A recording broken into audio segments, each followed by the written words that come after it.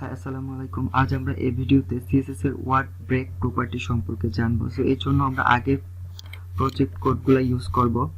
তো এখানে দেখেন সিম্পল ওয়ার্ড ব্রেক দিয়ে কি হয়। এর আগে একটা জিনিস আপনি একটু খেয়াল করেন, দেখেন এখানে ইলিটে ওয়ার্ডটার পরে লাইন আরেকটা ওয়ার্ড আছে, সেটা হচ্ছে কি এডিপিসি, ঠিক আছে। বাট এই ওয়ার্ডটা কিন্তু এইখানে মানে কি এটা জায়গা হচ্ছে না, এই জন্য এটা নিচের লাইনে চলে আসছে, ঠিক আছে।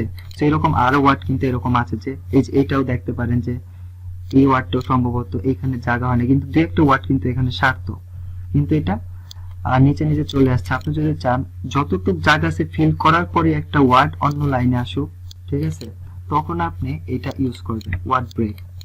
চলুন আমরা এটা করে দেখি কি হয়। ওয়ার্ড ব্রেক যদি আমরা ব্রেক অল দেই, এখন দেখেন কি হয়।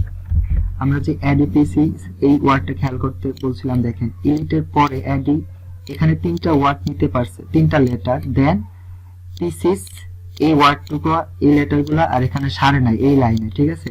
সো এই জন্য এটা নিচের লাইনে চলে আসছে, বাট এটা কিন্তু একটাই ওয়ার্ড, সরি এইখান থেকে এই পর্যন্ত কিন্তু একটা ওয়ার্ড। আবার দেখেন এইখান থেকে এইটাও কিন্তু একটা ওয়ার্ড, ঠিক আছে। এইখান থেকে এইটাও কিন্তু একটা ওয়ার্ড, ওকে।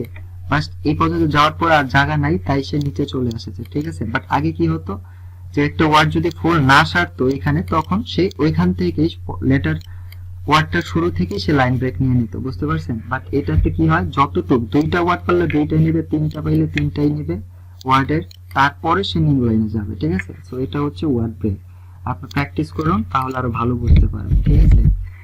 আশা করি ওয়ার্ড র্যাপ ওয়ার্ড ব্রেক এই দুইটা বুঝতে পারছেন। প্র্যাকটিস করুন, আর যদি কেউ না বুঝেন ভিডিওর কমেন্টে জানান। তো ভালো থাকুন, সুস্থ থাকুন, দেখা হবে অন্য কোনো ভিডিওতে সিএসএস এর নতুন কোনো প্রপার্টির সাথে। আল্লাহ হাফেজ।